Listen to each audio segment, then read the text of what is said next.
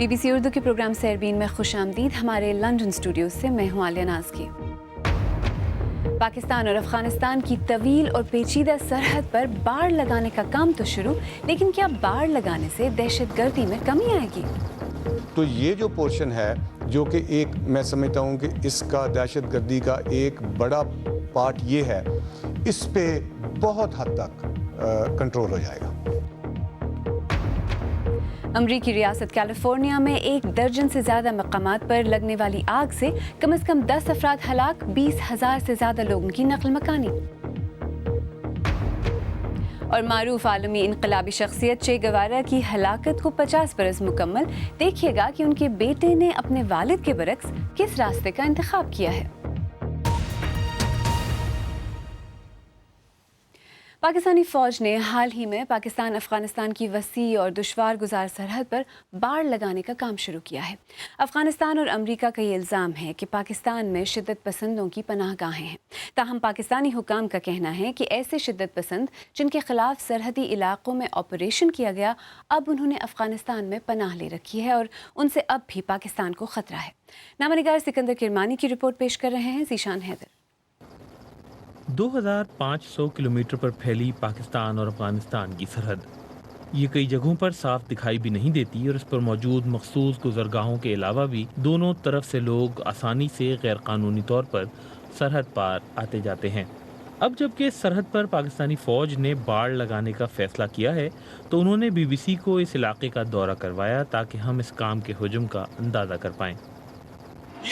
ایک عرصے سے امریکہ پاکستان پر یہ الزام لگاتا رہا ہے کہ وہ سرحد پار افغانستان جانے والے شدت پسندوں کو پناہ گاہیں فراہم کرتا ہے. تاہم پاکستان کا کہنا یہ ہے کہ افغانستان سے شدت پسند جنگجو پاکستان میں داخل ہوتے ہیں اور دہشت گردی کی کارروائیاں کرتے ہیں. پاکستان کو امید ہے کہ اس باڑ سے ایسے حملے روکے جا سکیں گے. بلوچستان میں تعینات پاکستانی فوج کے مقامی کمانڈر نے اس بات پر زور دیا کہ پاکستان میں افغان جنگجوؤں کے لیے کوئی پناہ گاہیں نہیں ہیں. حکام کا یہ بھی کہنا ہے کہ انہوں نے ہزاروں کلو گرام بارودی مواد اور اسلحہ بھی پکڑا ہے جو پاکستان میں حملوں کے لیے استعمال ہونا تھا. 80 سے 85% شدت پسند کارروائیاں افغانستان سے کی جاتی ہیں. ایک دفعہ یہ باڑ لگ جائے گی تو لوگوں کی سرحد پار غیر قانونی آمد و رفت ختم ہو جائے گی اور وہ صرف مخصوص راستوں پر ہی سفر کر پائیں گے. یہاں چمن بارڈر پر روزانہ 16 سے 20,000 لوگ سرحد پار کرتے ہیں. میں پاکستان دوائیاں لینے کے لیے آیا ہوں. میں شام تک افغانستان میں اپنے گھر واپس چلا جاؤں گا. شدت پسند یہ سرکاری بارڈر کراسنگ تو استعمال نہیں کرتے، لیکن ساتھ ہی ساتھ وہ ہزاروں خاندان بھی یہ راستے استعمال نہیں کرتے جو سرحد کے دونوں جانب واقع دیہات میں رہتے ہیں. میں نے مقامی فوجی کمانڈر سے اس باڑ کی امریکہ میکسیکو دیوار سے مماثلت کے بارے میں پوچھا. ہر ملک خود مختار ہوتا ہے اور ان کا حق ہے کہ اپنی حفاظت کے لیے مناسب انتظامات کریں. اگر اس باڑ کے ذریعے سرحد کے دونوں جانب پرتشدد واقعات میں کمی آ جاتی ہے تو یہ امید کی جا سکتی ہے کہ پاکستان اور افغانستان کے تعلقات بہتر ہو جائیں گے. تاہم اس سے اگر صرف پاکستان کے اندر آنے والے شدت پسندوں کا داخلہ رک پایا لیکن یہاں سے افغانستان جانے والوں کا نہیں، تو اس سے شاید دونوں ممالک کی دوریاں مزید بڑھ جائیں. چمن سے سکندر کرمانی کی رپورٹ. پاکستان اور افغانستان کے درمیان یہ خاردار سرحدی باڑ پاکستانی فوج کا منصوبہ ہے، جس کی بنیاد اس علاقے میں تعینات رہنے والے فوجی کمانڈرز کی تجاویز اور رپورٹس ہیں. میجر جنرل ریٹائرڈ اکرم ساہی ایسے ہی ایک افسر ہیں جنہوں نے سن 2005 میں شمالی وزیرستان کے جنرل آفیسر کمانڈنگ کے طور پر اس باڑ کی تجویز پیش کی تھی. نامہ نگار آصف فاروقی نے ان سے اس بارے میں بات کی اور پہلے یہ پوچھا کہ پاکستان کے لیے یہ سرحدی باڑ اتنی ضروری کیوں ہے. میں نے اس وقت بھی یہ سجیسٹ کیا اور آج بھی مجھے پورا یقین ہے کہ یہ جب فینس بن جائے گی اس پہ صرف گیٹس ہوں گے جہاں سے لوگ آ جا سکیں گے، کیونکہ وہ آپ کو پتہ ہے کہ جی یہ جو وہاں پہ لوگ رہ رہے ہیں وہ فیملیز کوئی ادھر ہے کوئی ادھر ہے، تو ان کو باقاعدہ وہ طریقہ ہوگا، کوئی پاسپورٹ کوئی کارڈ ایشو ہو جائیں گے، لیکن وہ ہر بندہ جو ہے وہ چیک ہوگا. تو یہ جو پاکستان پہ اس وقت ایلیگیشن لگ رہی تھی، ابھی بھی شاید کچھ لوگ کہتے ہیں کہ یہاں سے جا رہے ہیں، تو جب ہم فینس لگا رہے ہیں تو اس کا مطلب ہے کہ ہم تو روکنے والوں میں سے ہیں. لیکن جن صاحب یہ جو بات آپ کر رہے ہیں پاکستان پر، تو یہ الزام ہے کہ اس کی فوج یا حکومت یا کوئی اور ادارے جو ہے وہ ان شدت پسندوں کو ادھر بھیجتے ہیں، اپنی مرضی سے بھیجتے ہیں ان کو، تو اگر گیٹ لگیں گے اور ان کی چابی سے وہ کھل جائیں گے، لوگ تو پھر بھی جائیں گے دوسری طرف. یہ جب گیٹ لگتے ہیں تو اس پہ گیٹ کے دونوں سائڈ پہ پاکستان کا کنٹرول نہیں ہوگا. پاکستان والی سائڈ پہ پاکستان کا کنٹرول ہوگا، افغانستان والی سائڈ پہ افغانستان کا کنٹرول ہوگا. تو اس لیے کوئی بھی دونوں ملکوں کی اجازت کے بغیر، ان کی ویریفیکیشن کے بغیر کوئی بندہ کوئی چیز کراس نہیں کر سکے گی. افغانستان کا جو اعتراض ہے اس پہ، وہ آپ کے خیال میں جائز نہیں ہے کہ کیسے پاکستان یک طرفہ طور پہ بارڈر کا تعین کر سکتا ہے؟ جو مجھے اس کی انفارمیشن ہے، یا جب میں نے یہ آئیڈیا دیا تھا تو وہ یہ تھا کہ جی جو ایگزیکٹ لائن ہے ڈیورنٹ لائن والی، جس کو ہم بارڈر کہتے ہیں، اس سے آپ تھوڑا اس کو پیچھے کر لیں. لیکن ویسے تو نہیں ہوا، وہ تو اسی لائن کے اوپر چل رہا ہے. مطلب میرا نہیں خیال کہ زیرو لائن پہ نہیں ہے، تھوڑا سا ہماری طرف ہی ہے. اور یہ کوئی وہ تو ایک دیکھیے نا ایک پولیٹیکل مسئلہ ہے جس کو کبھی بھی بیٹھ کے سیٹل کیا جا سکتا ہے، اور یہ باڑ لگانے سے وہ کوئی اس میں پولیٹیکل سیٹلمنٹ میں کسی طرح کا بھی یہ کوئی ہرڈل نہیں ہوگی. یہ صرف پاکستان اور افغانستان کی حکومتوں کے درمیان مسئلہ نہیں ہے، بلکہ لوگوں کا بھی مسئلہ ہے. آپ نے اس علاقے میں سرو کیا ہے، آپ کو پتہ ہے کہ وہاں پہ لوگوں کے معاشی مفادات ہیں ایک دوسرے ملک میں، خاندان تقسیم ہو جائیں گے یہ سرحد پہ باڑ لگنے سے، تو ان کے ساتھ زیادتی نہیں ہے لوگ؟ نہیں، بالکل سے بھی خاندان، میں نے جیسے آپ سے کہا نا کہ خاندان بالکل سے تقسیم نہیں ہوں گے. یہ کہ جو خاندان وہاں پہ بٹے ہوئے ہیں اور درمیان میں یہ بارڈر لائن ہے، ان کا رائٹ ہے to cross and meet each other. اس سے صرف یہ ہوگا کہ اس کو ریگولیٹ کیا جا رہا ہے، یعنی وہ جہاں سے مرضی کراس کرنے کی بجائے تھرو دوز آتھورائزڈ گیٹ سے آئیں گے، اور ان کا وہ رائٹ جو ہے وہ اپنی جگہ پہ قائم ہے کہ جی جو فیملیز بٹی ہوئی ہیں، جو گاؤں بٹے ہوئے ہیں، وہ سب آزادی سے ایک دوسرے کو مل سکیں گے. اس کو صرف ریگولیٹ کیا جائے گا، اس کو مانیٹر کیا جائے گا. آپ کو یقین ہے کہ یہ باڑ لگنے سے جو اس ایریا میں یا سرحد پہ جو دہشت گردی ہے وہ مکمل طور پہ ختم ہو جائے گی؟ نہیں، یہ ایک طریقہ ہے بہت، مطلب جو یہ ایک ایلیگیشن ہے، اور ایلیگیشن جو ہوتی ہے جب وہ کلیئر نہ ہو، شک شبہ جو ہے وہ مس انڈرسٹینڈنگس کریٹ کرتا ہے، تو وہ ختم ہو جائیں گی. اور یہ جو ایٹ لیسٹ بارڈر کے آر پار جانے والا، باقی اگر وہاں پہ افغانستان میں رہتے ہوئے جو کوئی کر رہا ہے تو پاکستان کو اس پہ بلیم نہیں کیا جا سکتا، یا پاکستان میں کوئی یہاں ہی پاکستان کے اندر کر رہا ہے تو افغانستان کو بلیم نہیں کیا جائے گا، کسی اور ملک کو بلیم نہیں کیا جائے گا. تو یہ جو پورشن ہے جو کہ ایک میں سمجھتا ہوں کہ اس کا دہشت گردی کا ایک بڑا پارٹ یہ ہے، اس پہ بہت حد تک کنٹرول ہو جائے گا. میجر جنرل ریٹائرڈ اکرم ساہی سے نامہ نگار آصف فاروقی نے بات کی. آئیے اب دیگر اہم موضوعات پر ایک نظر ڈالتے ہیں. امریکہ کی ریاست کیلیفورنیا کے شمالی علاقوں میں تیزی سے پھیلتی ہوئی آگ کے نتیجے میں کم از کم 10 افراد ہلاک اور 20,000 سے زیادہ نقل مکانی پر مجبور ہو گئے ہیں. حکام کے مطابق وائن ویلی کے قصبوں میں تقریباً 1500 عمارتیں تباہ ہو گئی ہیں اور ریاست میں ہنگامی حالت کا اعلان کیا گیا ہے. ڈیو لی کی رپورٹ پیش کر رہے ہیں سلیم قاضی.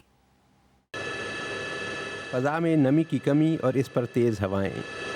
کیلیفورنیا کی مشہور وائن ویلی کے طول و عرض میں خوفناک آگ کے لیے اس سے زیادہ موزوں موسم ہو نہیں سکتا تھا. اتوار کی رات پچھلے پہر مقامی لوگوں نے ویڈیوز سوشل میڈیا پر چڑھائیں تو ان میں لوگوں کو ان قصبوں سے جان بچا کر بھاگتے دیکھا جا سکتا تھا جن کو یہ آگ اپنی لپیٹ میں لے چکی تھی.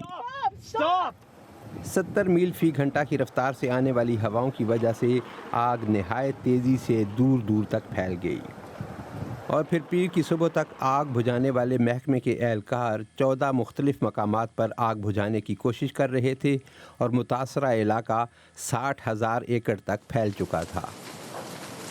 ایک محتاط اندازے کے مطابق 1500 سے زیادہ عمارتیں جل کر راکھ ہو چکی ہیں. متاثرہ علاقوں سے نقل مکانی کرنے والوں کے لیے 2 مراکز قائم کر دیے گئے ہیں اور اس کے علاوہ 2 ہسپتالوں میں سینکڑوں مریضوں کا علاج بھی کیا جا رہا ہے. شمالی کیلیفورنیا کا سینٹا روزا کا قصبہ سب سے زیادہ متاثر ہوا.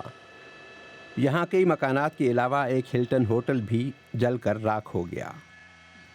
کیلیفورنیا کے اس علاقے میں جنگل میں آگ لگنا کوئی نئی بات نہیں، لیکن اس مرتبہ آگ اتنی شدید تھی کہ ریاست میں ہنگامی حالت نافذ کر دی گئی ہے. محکمہ موسمیات کے مطابق آج ہواؤں کی رفتار میں کمی آ جائے گی، جس کے بعد आग को फैलने से रोकना आसान हो जाएगा। डेव ली की रिपोर्ट। इत्तलात के मुताबिक शुमाली कोरिया के हैकर्स ने जनूबी कोरिया के फौजी दस्तावेजात की एक बड़ी तादाद चोरी कर ली है, जिसमें शुमाली कोरिया के रहनुमा किम जोंग उन को कत्ल करने का मंसूबा भी शामिल है। जनूबी कोरिया के एक कानून साज री शोल ही का कहना है कि चोरी की जाने वाली मालूमात वजारत दिफा से मुतल्लिक हैं। आज़ादी के हक़ में रेफरेंडम के बाद स्पेन के सूबे कैटलोनिया के सदर कार्लस पुजमोन आज इलाकाई पार्लियामान से एक अहम खिताब करने जा रहे हैं। उन्हें स्पेन की मरकज़ी हुकूमत और दीगर हलकों की जानिब से दबाव का सामना है, क्योंकि खदशा है कि वो मुतनाज़िर रेफरेंडम के नताइज की रोशनी में स्पेन से आज़ादी का यकतरफा ऐलान न कर दें। आप BBC उर्दू का प्रोग्राम सरबीन देख रहे हैं। प्रोग्राम में आगे चलकर देखिएगा। पाकिस्तान के शहर हैदराबाद में सजाए मौत के खात्मे के लिए कैसे आगाही फैलाने की कोशिश की जा रही है। और देखिएगा कि सोशलिस्ट नजरियात के हीरो समझे जाने वाले चे गुवारा के बेटे क्या कर रहे हैं।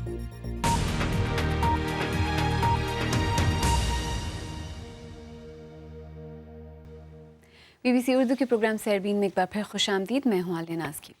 आज सजाए मौत के खिलाफ आलमी दिन मनाया जा रहा है। पाकिस्तान में पेशावर के आर्मी पब्लिक स्कूल सानहे के बाद सजाए मौत को दोबारा फाल कर दिया गया था। दिसंबर 2014 से लेकर अब तक पाकिस्तान में 477 लोगों को फांसी दी जा चुकी है, यानी हर हफ्ते औसतन 4 अफराद को फांसी दी गई। गैर सरकारी तंजीम जस्टिस प्रोजेक्ट पाकिस्तान के मुताबिक मौत की सज़ा पाने वाले 6000 से 8000 के दरमियान कैदी इस वक्त फांसी के इंतज़ार में हैं। जस्टिस प्रोजेक्ट पाकिस्तान ने हैदराबाद में अपनी मुहिम बस कर दो के तहत एक ड्रामा पेश किया, जिसका मकसद लोगों में ये आगाही पैदा करना था कि सजाए मौत का निशाना अक्सर गरीब लोग बन जाते हैं। हैदराबाद से नामा निगार सहर बलोच। सजाए मौत के एक मुजरिम की कहानी जो हैदराबाद की एक मसरूफ सड़क पर पेश की जा रही है। सुहेल याफत पेशे से तो वकील हैं, लेकिन इस ड्रामे में मरकजी किरदार निभा रहे हैं। इनका कहना है कि एक झूठे मुकदमे का शिकार बनने के बाद उन्होंने सजाए मौत के कैदियों के मुकदमे लड़ने का फैसला किया। पाकिस्तान में सजाए मौत के ऊपर बात करना वैसे ही एक टैबू है और किसी ना किसी को तो इसके लिए कदम उठाना पड़ना था। तो हमने अपनी तरफ से एक छोटी सी कोशिश की है। बस कर दो सिलसिला जो है लाहौर से शुरू हुआ, साहिवाल, मुल्तान, सक्कर और आज हैदराबाद में, क्योंकि जब तक ये टैबू नहीं टूटेगा हम सजाए मौत में इससे आगे बढ़ नहीं सकेंगे।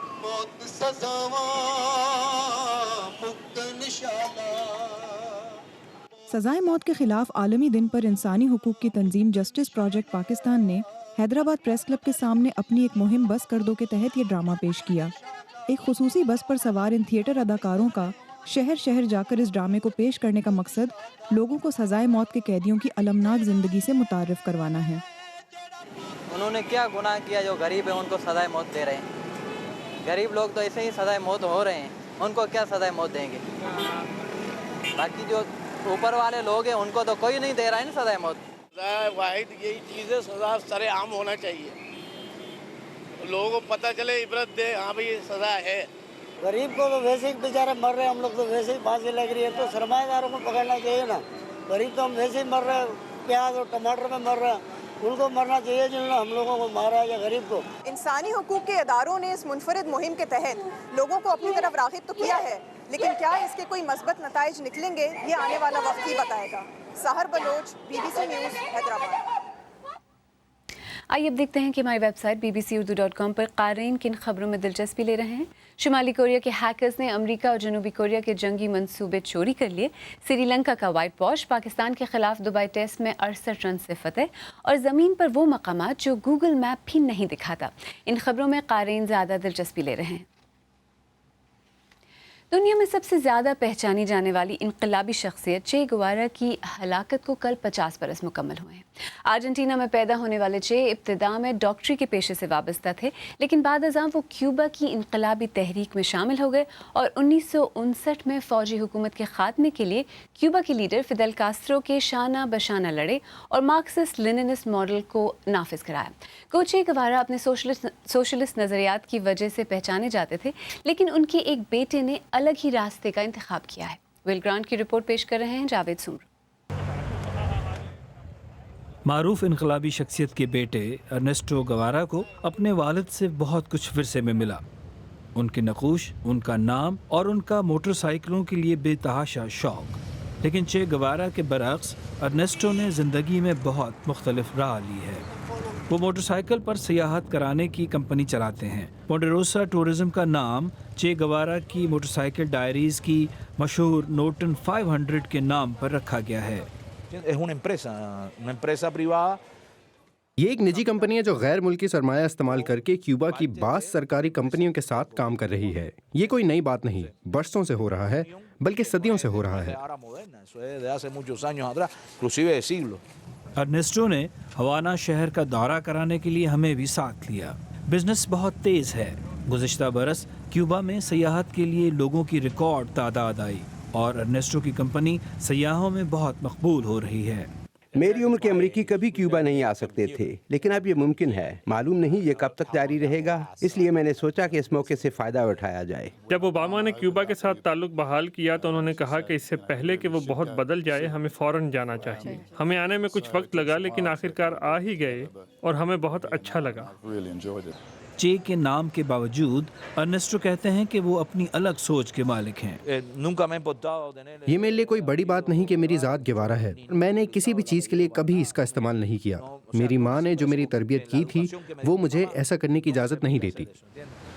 ایک ایسے معروف مارکسسٹ کے بیٹے کے طور پر جن کی تصویر کیوبا کی ہر سڑک پر نمایاں ہے، ارنیسٹ گوارا کو اندازہ ہے کہ ان کے نقاد بھی بہت ہیں، خاص طور پر میامی میں، جہاں ان پر دوہرے معیارات رکھنے کا الزام لگایا جاتا ہے کہ وہ کمیونسٹ سرزمین پر سرمایہ کاری چلاتے ہیں.